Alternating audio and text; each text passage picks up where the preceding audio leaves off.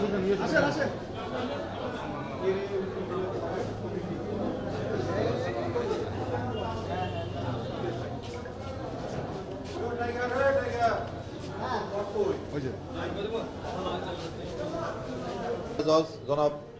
ফজলে খোদা মোহাম্মদ নাজির স্যারের আদালতে একটি হত্যা মামলার রায় হয়েছে।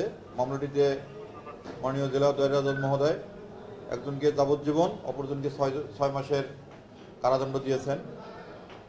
এটা গত 1/4/14 তারিখে পীরগঞ্জ থানাধীন বড় আলমপুর মৌজায় জমিজমা সংক্রান্ত বিবাদে চাইনিজ কুড়ালের কোপে গুরুতর জখমপ্রাপ্ত হয় এবং পরবর্তীতে চিকিৎসাধীন অবস্থা মারা যায়।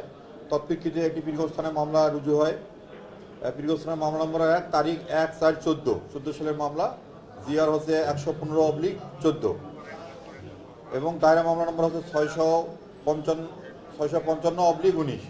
এই মামলাটি সার্বিক তদন্ত শেষে পুলিশ অভিযোগপত্র দাখিল করেন। পরবর্তীতে মাননীয় জেলা দায়রা জজ মহোদয়ের আদালতে দীর্ঘদিন বিচার ফাইলে থেকে বিচার কার্যক্রম পরিচালনা হয় এবং সব সাক্ষীদের জিজ্ঞাসাবাদে মাননীয় জেলা দায়রা জজ মোহাম্মদ ফজলে খোদা নাজির, আসামি মোহাম্মদ মিজানুর রহমান, পিতা আব্দুল সোবাহান, সাং রসুলপুর, থানা পীরগঞ্জ, জেলা রংপুরকে দণ্ডবিধি 302 ধারায় যাবজ্জীবন কারাদণ্ড এবং 10,000 টাকা জরিমানা, অনাদায়ে আরও 6 মাসের কারাদণ্ড দণ্ডিত করেন।